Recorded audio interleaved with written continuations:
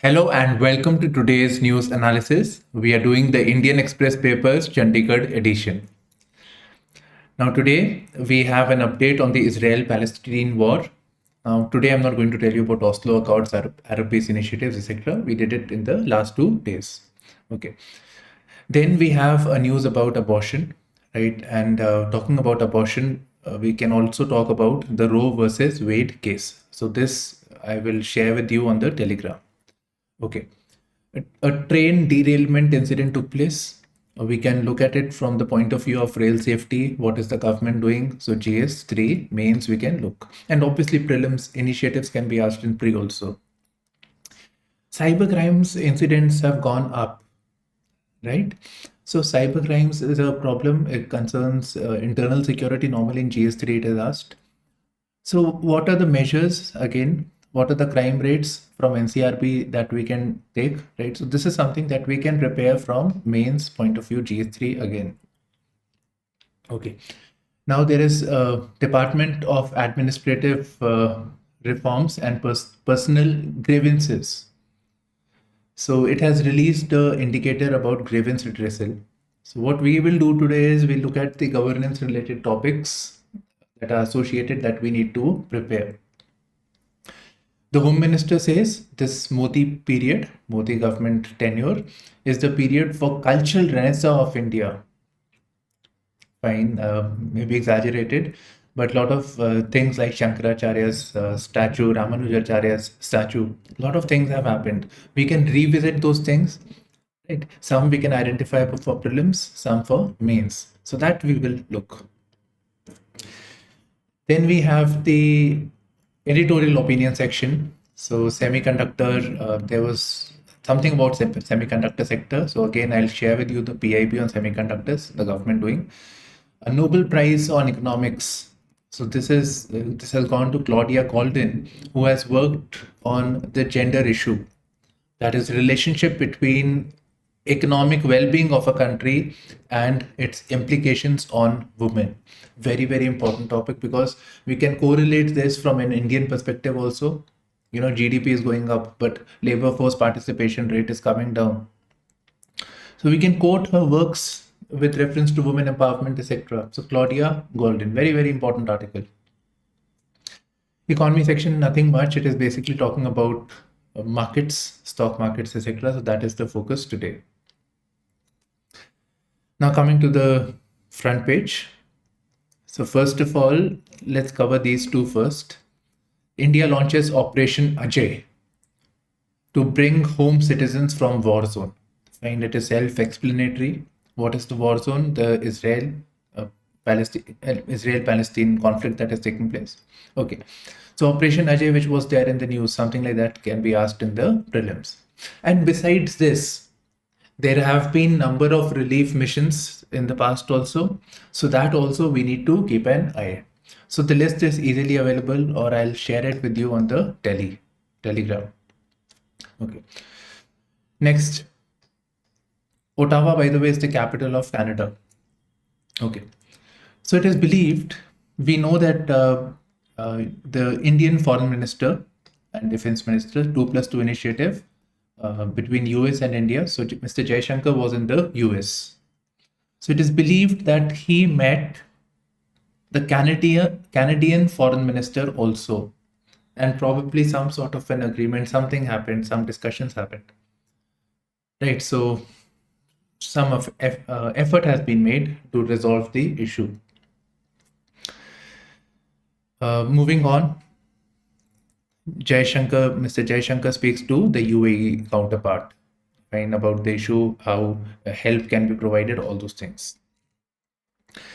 Now coming to the next issue, this is about abortion. So, yeah, so talking about abortion, there was a case that came to the Supreme Court, which has to be heard by a two-woman panel, two-judge panel, and it so happened that there were two women. By the way, at the moment we have three women judges in the Supreme Court. Okay, so they were hearing a case concerning abortion where the fetus is 26 weeks old. Now, as far as abortion goes, that is termination of pregnancy, it is permissible till 24 weeks. Earlier, abortion was only available for marriage, women with marital status, but later on, through the judgment of the Supreme Court, it was extended to pregnancy to unmarried and single women as well. So the thing is 24 weeks. 26 weeks it is deemed as that it should not be done. It is risky, plus the ethical aspect of the fetus, killing the fetus or killing a human being. So that concept emerges. Now in this court case, both the judges gave differing opinion. So one said that one of the judges says that it is not inclined to permit the termination, that is, abortion should not take place. While on the other hand, the other judge said that the will of the mother, pregnant woman, should be accepted because it's her body at the end of the day. Now, so this issue is going on. So if we look at this abortion thing, it's important to look at a very significant judgment of the US court, that is Roe versus Wade case. So in the famous, or Wade versus Roe, so this case, so in this it was the Supreme Court extended, the US Supreme Court extended the abortion and the primacy of the woman in getting the abortion. So it was provided for in this judgment. So you can read more about it over here. So whenever we talk about termination of pregnancy, etc., this thing comes up.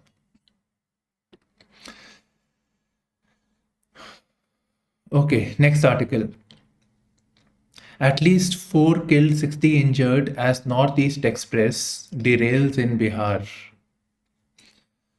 Okay, fine, derailment has taken place. Now we should look at the larger picture as to what is the rail safety from GSC point of view, what measures have been taken, all those things. Now talking about rail safety, there is a commission of rail safety which is responsible for audit, etc., for rail safety. Now this comes under Ministry of Civil Aviation, not Ministry of Railways. So this thing can be taken up in your prelims paper. So we expect it as it should be in the Ministry of Railways, but it is under Ministry of Civil Aviation. The reason is very simple. There is no aviation related work, but the thing is that they wanted it to be independent, outside the influence of the railways, because rail safety is auditing the works of the Ministry of Railways. Thereby it was kept under a different ministry. That's all. Okay, now we should refer to the recommendations over here. One, what is the government doing? So this is the PIB, so safety measures taken in Indian Railways, and these are the steps that have been taken. Right, so all these steps are mentioned over here. Signaling infrastructure to be improved, Kavach initiative, improvement in the quality of tracks, laying down new tracks. So all these are mentioned over here. Train protection and warning system. So I'll share it on the Telegram. And when we talk about the railways, we must also revisit the recommendations of Bibek Devroy Committee. Vivek Devroy Committee was basically focusing on the structuring of the railways, right? How the railways can be reformed. Railways is engaging in a lot of non-core activities, for example, catering business. So give it to the private sector. So all those things have been, mentioned over here. So this again, I will share with you. This you can read in your own time. Okay. Key conspirator responsible for the Pathankot airbase attack, right? So he has been killed in Pakistan, and according to the Pakistani sources, it was a case of targeted killings. Interestingly, just saying, Hardeep Nichar died in Canada. There was similarly Khalistani militant, activist was killed in UK. So we're seeing these events taking place now in Pakistan also.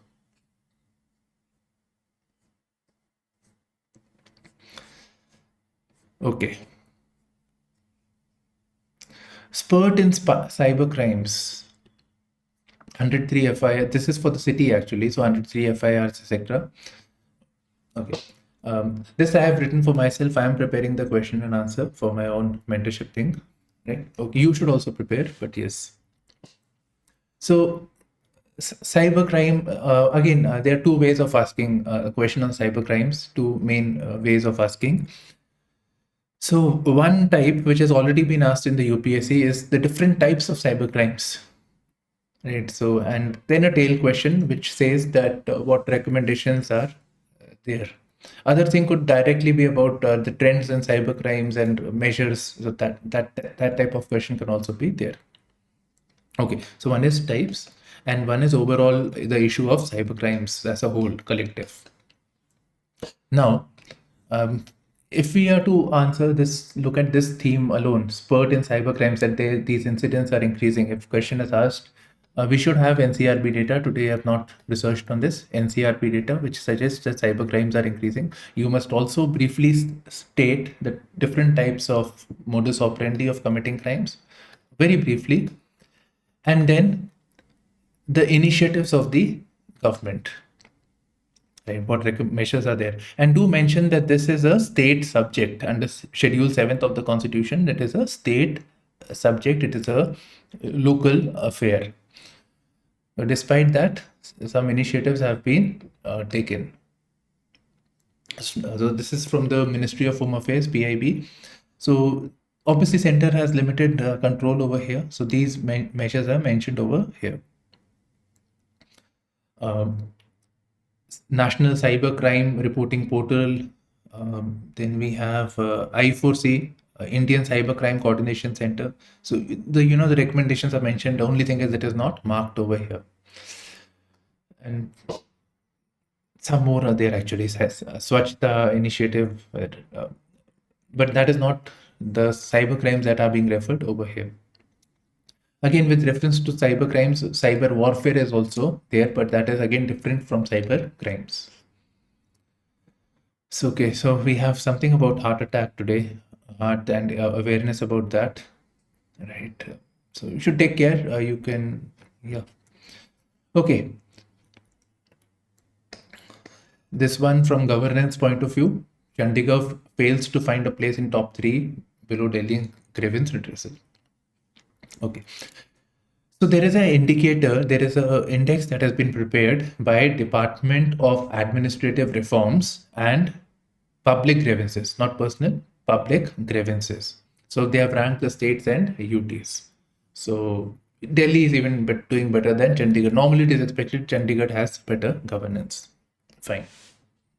Public grievances. Okay. Right. So it should be about the complaints that have been come to the authorities and how the authorities have dispensed with that. So parameters on those lines. Now, if we look at the mains syllabus, the topics for mains, GS2 and GS4. GS4 also has element of governance, ethics paper. Right? So these things come to light.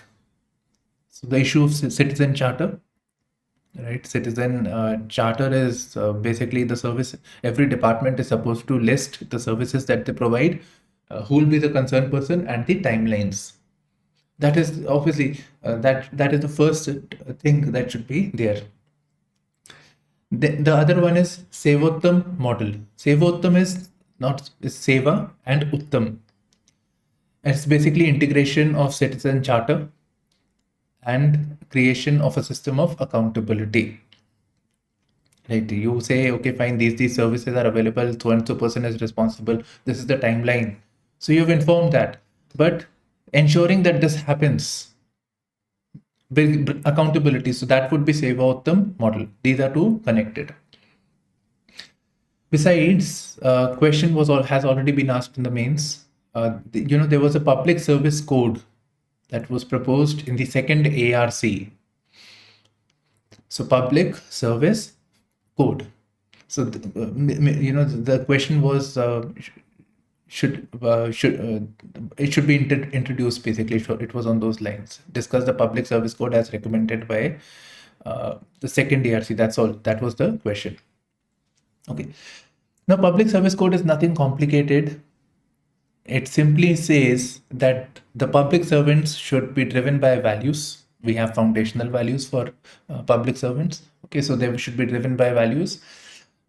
Second, and yes, when we say values, one more thing. Today, the civil servants are governed by the code of conduct.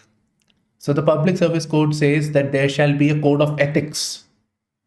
So not just code of conduct, which says do's and don'ts for the public servants, but also they should be driven by the value system, ethics.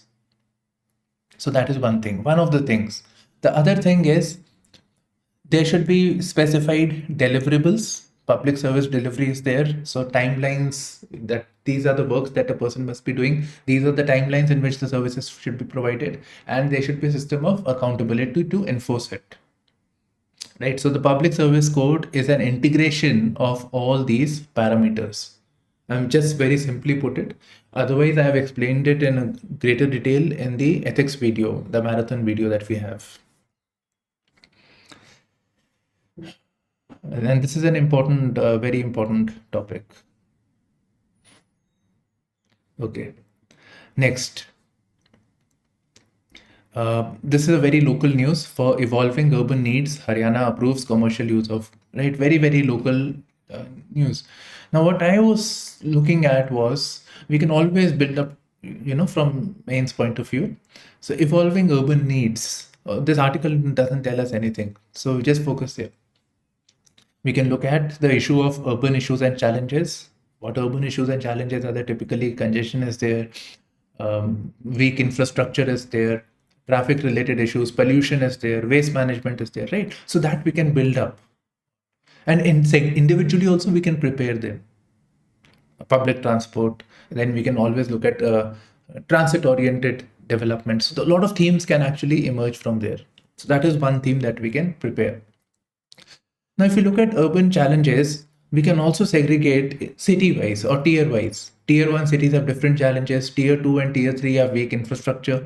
They have different challenges. Now, one challenge of Tier 1 is that because Tier 1 is more developed as compared to the others, there are more job avenues, etc. There is congestion, slum development, etc. On the other hand, here infrastructure, etc. is weak. So if we can improve the growth over here, we can address the regional disparity, the pressure on the Tier 1 cities may come down. Then, of course, urbanization and sustainability. So sustainability at the core of urbanization, and here again, urban forestry, waste management, all renewables, right? So all these can be added, and I forgot to mention smart city. Okay. Then another theme I would like to focus is census towns and statutory towns. Census towns are those towns which which have not been declared by the state. State, I mean state, right? Rajya, which has not been defined by a state as a town, but according to the definition of census, for example, 75% of the population should be in non-agrarian activities. The population density should be so much. Not very sure the number. I think it's 400. So if those parameters are met according to the census, they will be declared as census towns. The state has not declared that they are towns. So we have a lot of census towns that are emerging. We should give them the status of statutory towns. Statutory towns means state has declared that yes, these are towns, and these will have the systems of urban local bodies, municipalities, etc. And this is very, very important. And I'm saying this because there was actually a letter by Home Secretary to the secretaries of the states, right? So they gave a letter and they said that we are missing out on an opportunity of planned urbanization in the country.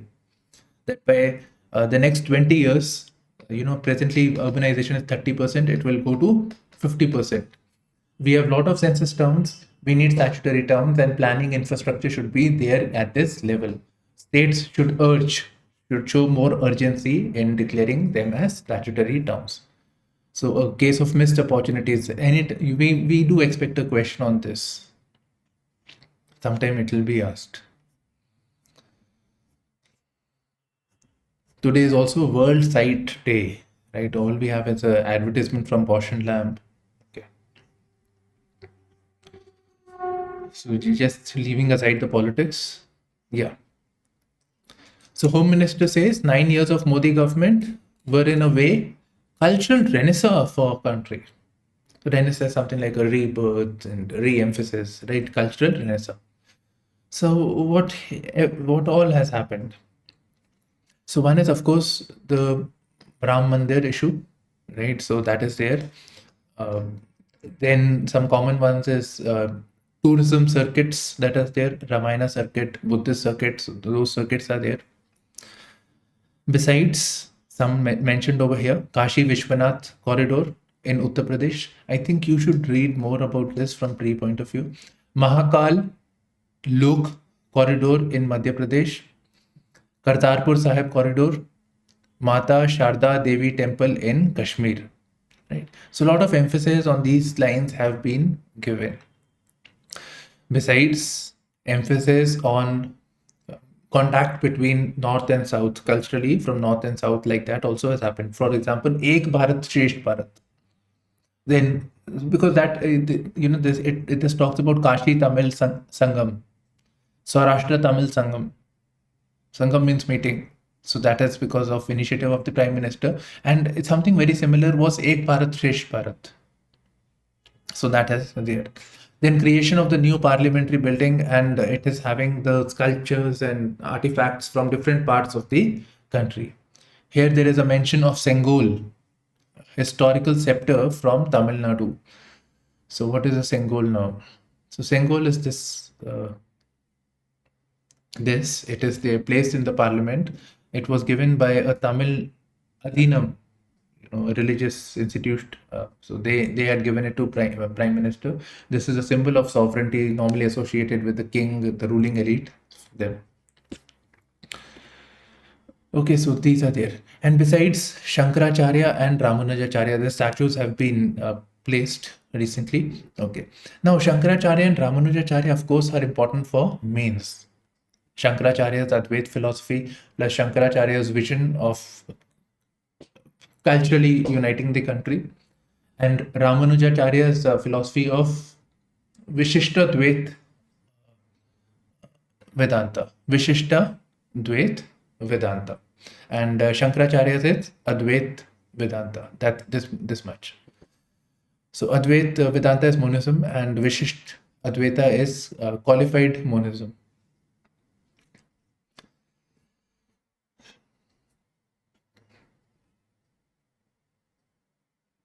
Okay. India China hold 20th round of talks. Sometime later it will come, no progress made. Right? So this is happening. Okay. A woman ready to play a bigger role in leading country, says the president.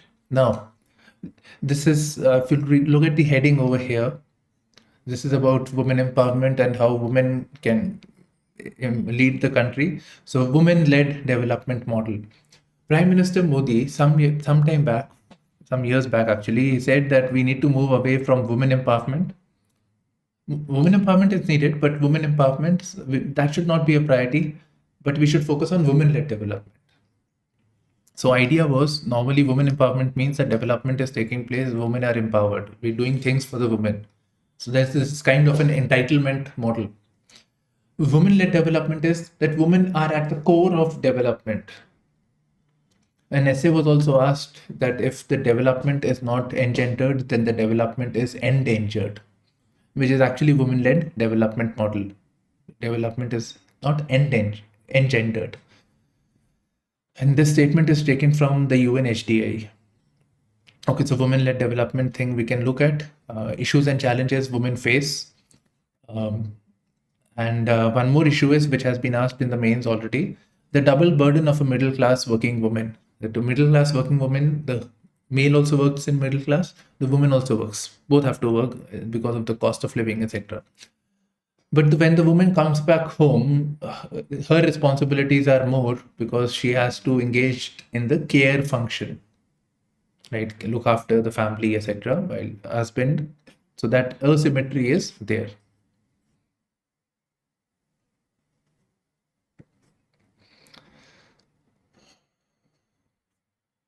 Okay, now we are on to the editorial page.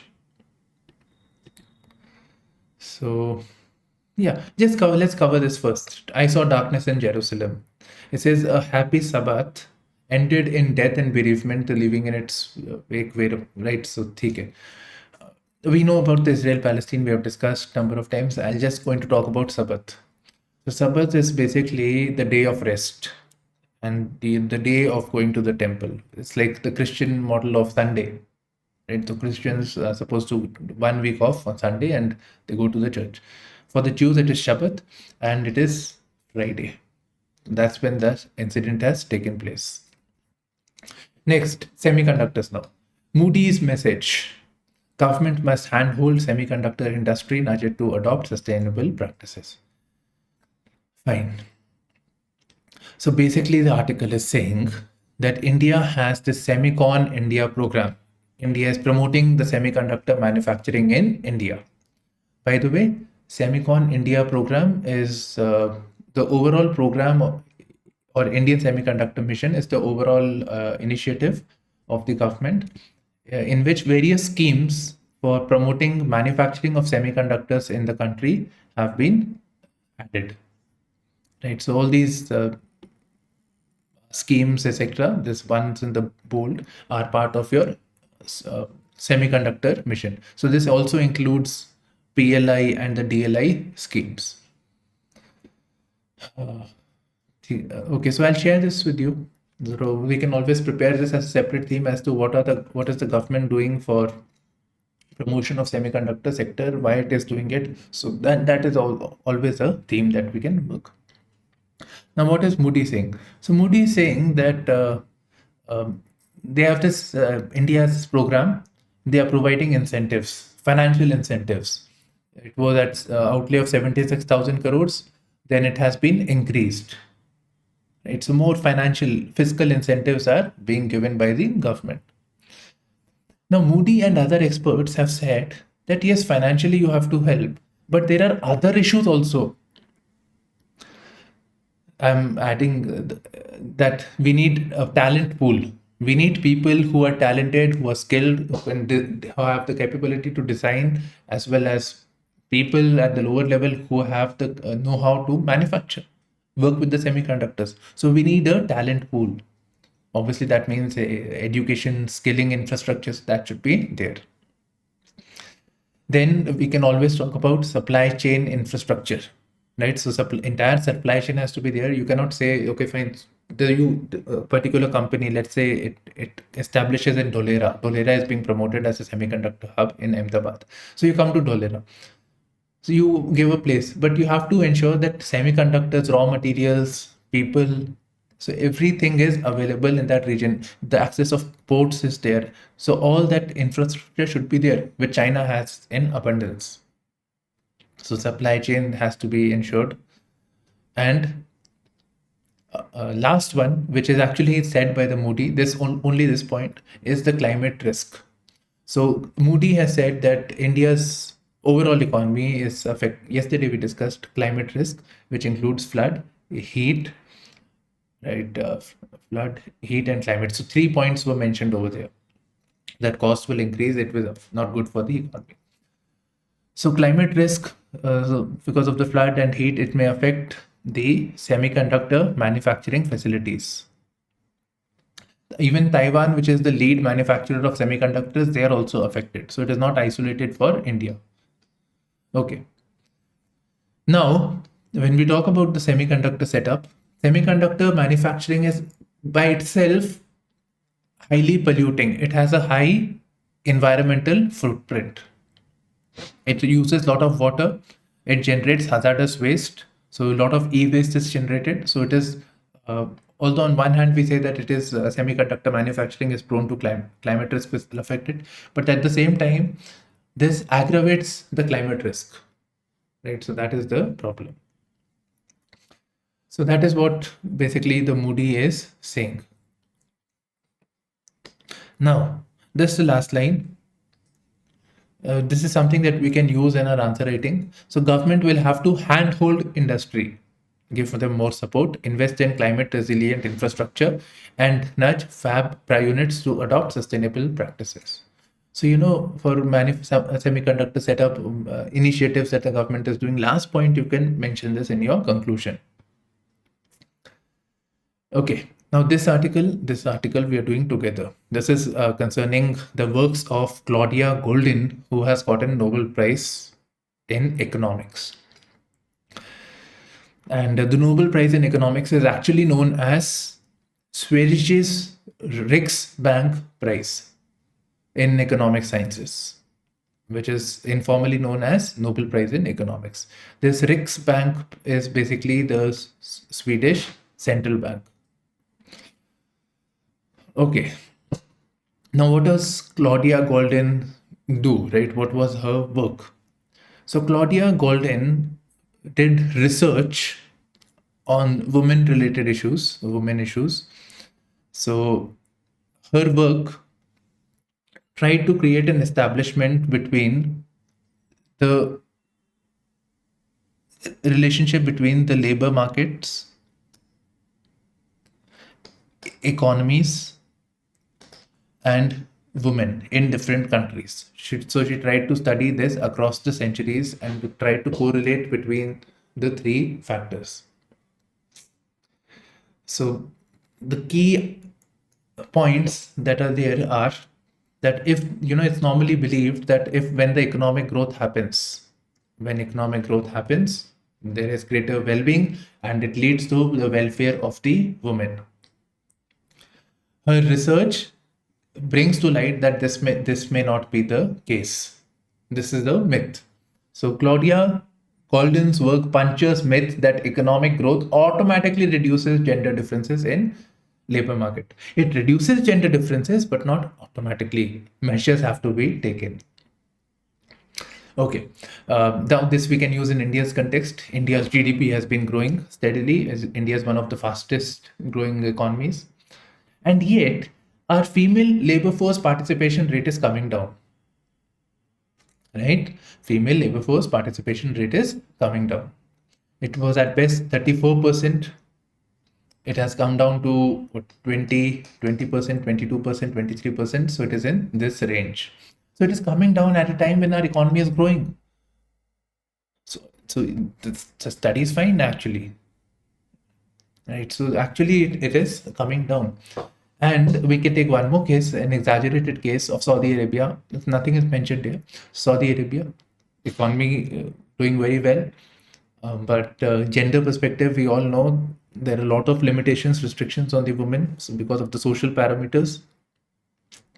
So it need not be a case that with economic growth, gender differences in labor market are addressed.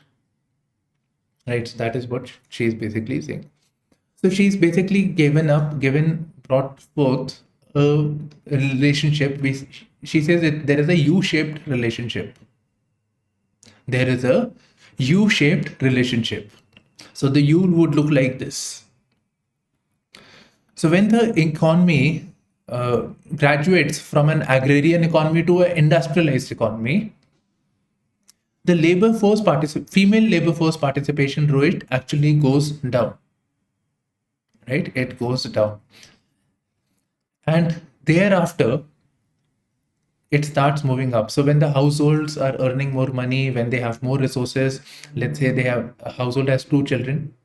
So they have adequate resources to give focus on both their children, boy, girl, they have adequate resources. So with the rising, let's say this the girl, so with the rising education, with the rising, going for the higher education, the women are more empowered. Eventually they enter into the job market. Right? So eventually the social norms, etc., are challenged and we see more participation of women in the labor force market. So that is what the author is saying. Initially, it comes down. Probably this explains that India's female labor force participation rate is coming down with the increasing GDP.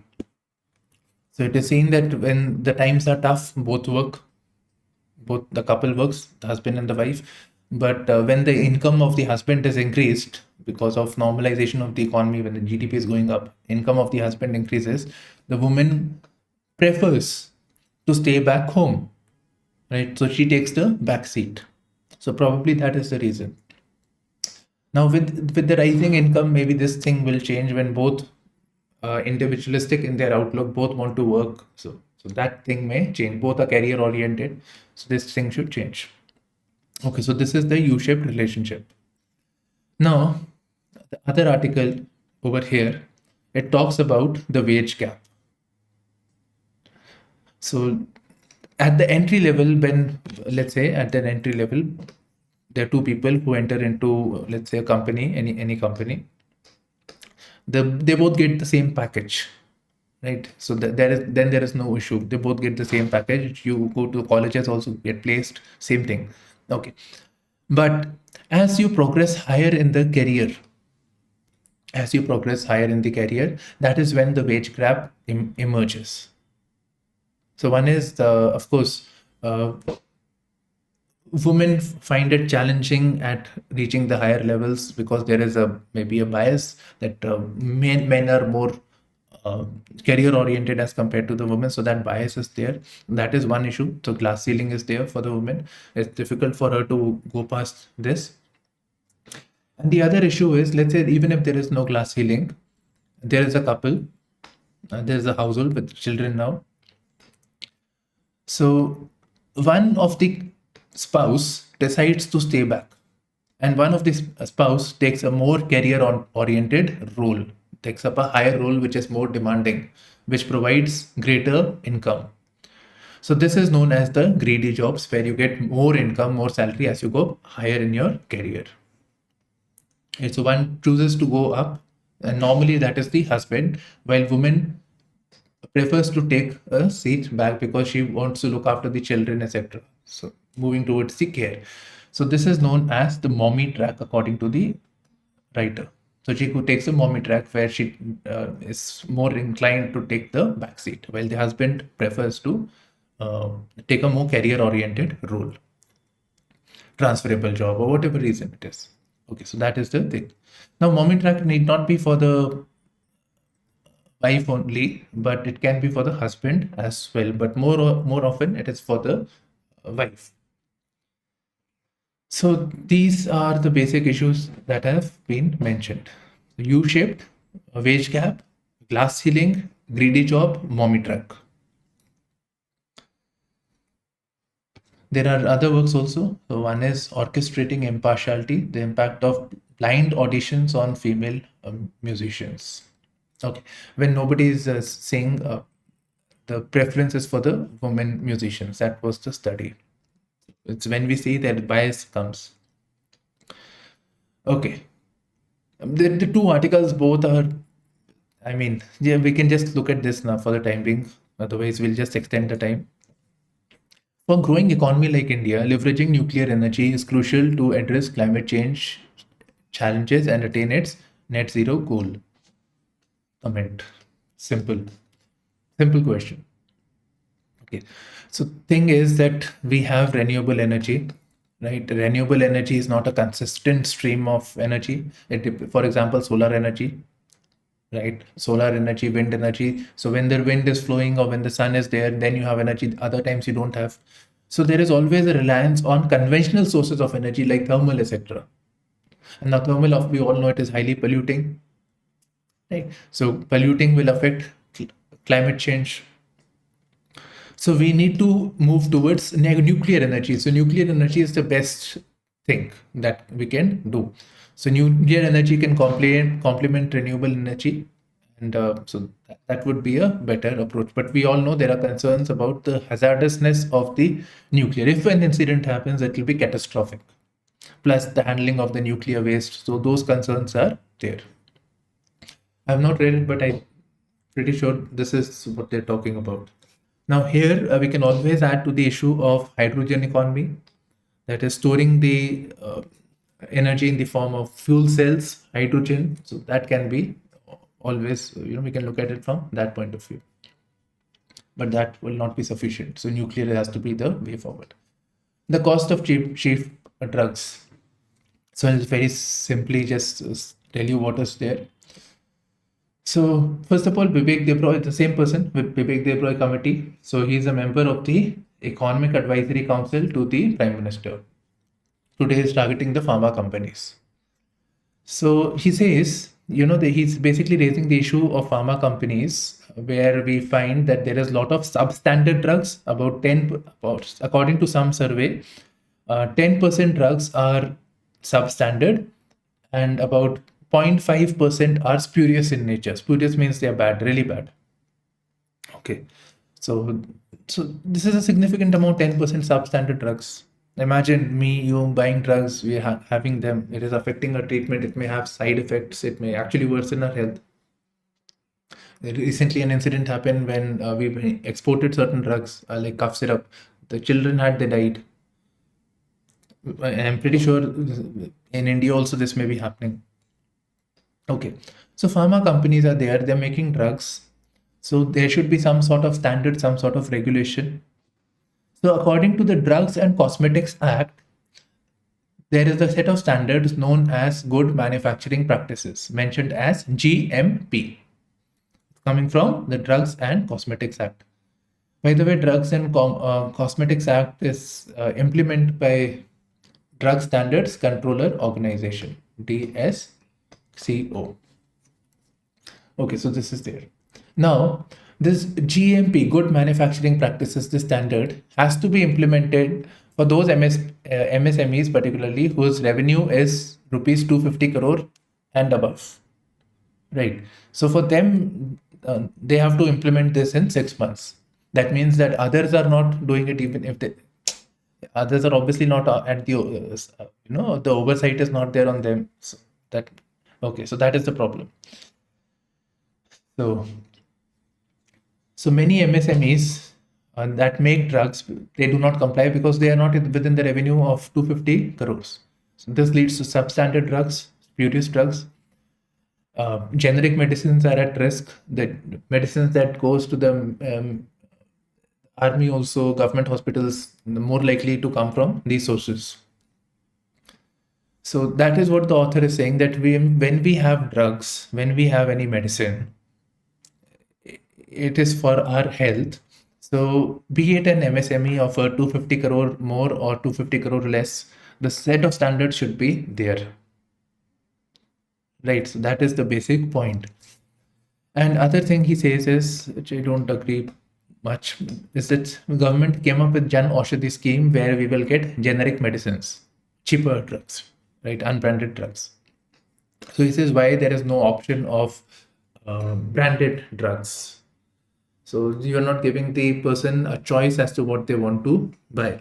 But in reality, what will happen is, if that is happening, then the pharmaceutical companies will look at margins and prefer the branded drugs instead of generic medicines.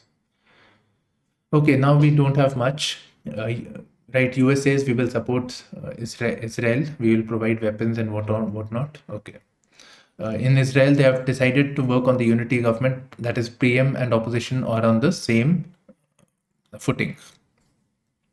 The person who planned the attack, masterminded, is Mohammed Deif, right? He was affected by his family, whatever, have been killed in 2014. He was affected by the raid that happened in 2021. That's when he planned. When Israel entered the Al-Aqsa Mosque during Ramadan and started beating up the Muslims, that's when he decided to do similar thing with Israel. And it was so secretly planned that even Iran, which is closely linked with the Hamas militant organization, even they had no clue. They knew something will happen, but the modalities were not known to them. Now, if you want to know about Al-Aqsa Mosque, very briefly,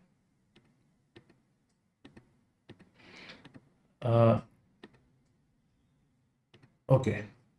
Al-Aqsa Mosque is in Jerusalem, and it is the third holiest site of the Muslim. It is believed that it is here that Prophet Muhammad ascended to heaven.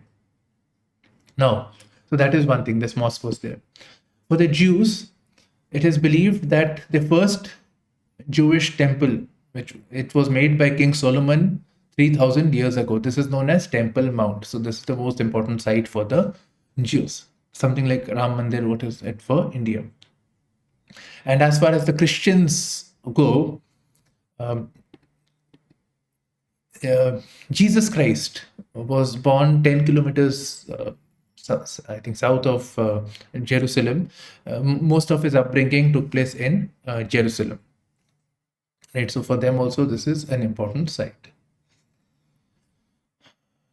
Okay. Earthquake in Afghanistan. Okay, now we have economy, market related news is there. These analysis I've done for myself, actually, not relevant for you as far as the exam goes. But yes, basic thing we can cover is, according to the market analyst, and this should concerns you as well. They say that as long presently the war is taking place, it is believed to be a highly localized event. Israel does not really consume much, it does not much produce much oil, that region. So it's a highly localized event. It should not affect the global markets, or then that means the global economy by that sense.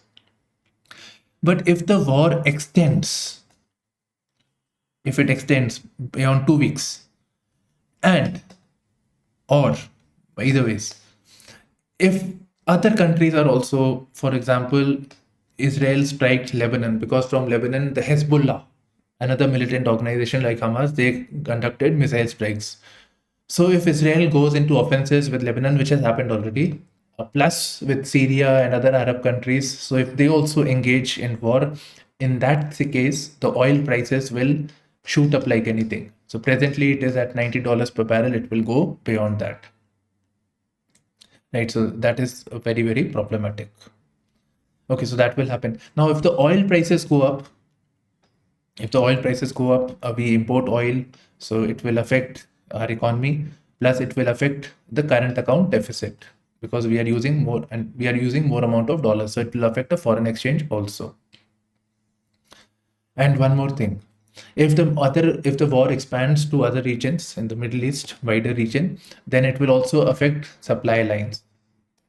Right? Local supply lines will also get affected. So the trade will get more difficult.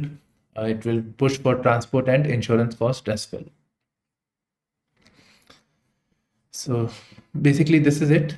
The last one, how new royalty rates for strategic minerals can help their imports.